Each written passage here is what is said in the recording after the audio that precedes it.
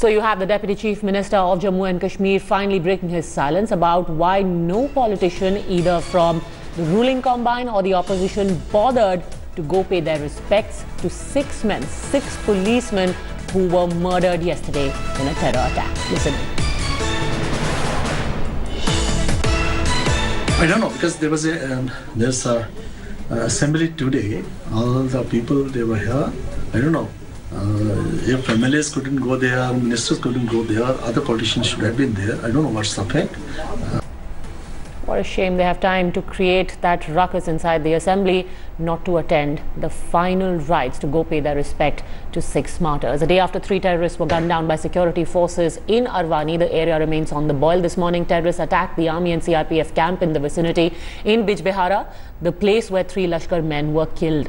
They opened fire at the 90 battalion of the CRPF and 1 Rashtriya Rifles Army camp. Both troops, incidentally, were part of yesterday's operation, the cordon and search operation that was carried out in the morning, followed by the encounter of 3 terrorists. Now, the bodies of these terrorists have been recovered.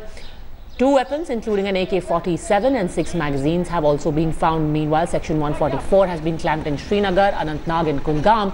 Heavy police deployment has been done. This after separatist leaders issued a Bandh call protesting the killing of the Lashkar commander Junaid Mattu and 2 of his aides. Situation remains tense in South Kashmir after an unprecedented attack on a police party in South Kashmir's Anantnag, which led to the martyrdom of 6 policemen. Even in Srinagar city, there is a shutdown called by the traders, but also many areas, specifically downtown, facing curfew-like situation just to make sure no untoward incident happens, at least in the city. Here with Yogender in Srinagar, Pooja Shali. Now, yesterday, remember that 2 civilians had been killed when they started pelting stones at the security forces, even as the encounter in Kulgam was on. The army chief today was asked about the menace of stone pelters. He said that they will be effectively dealt with. He also said that necessary action is being taken to ensure that the situation in South Kashmir is soon brought under control. There is some misinformation and disinformation which is being spread amongst the people of Jammu and Kashmir, which is causing this trouble and possibly, I would say, compelling some of the younger generation to pick up arms. But I am quite confident that they will soon understand that anything that they are doing is not good for their own state and for the people, because all that the armed forces and the other security forces want is peace and tranquility in the valley. So we are all actually looking at bringing about peace and tranquility.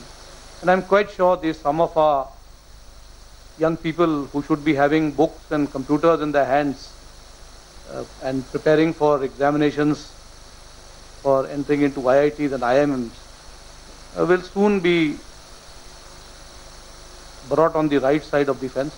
They will themselves understand that they have not chosen the right path. And I am quite confident that the situation will be brought under control.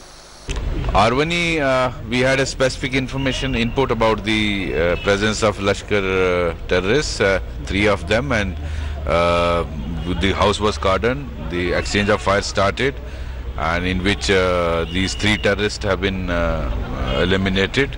Unfortunately, there was a little law and order incident from the village side, but when the stone pelting was taking place, the forces were also fired upon by terrorists. So they have no option but to retaliate.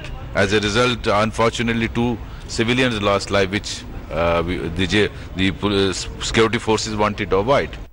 Being on the run out of frustration, they are trying different strategies, which happens when they exhaust one kind of option, they resort to other. But let's be assured, our security agencies, our military and paramilitary forces are capable of adapting to the varying strategies of the terrorists, and they would certainly be able to deal with it. Thank you.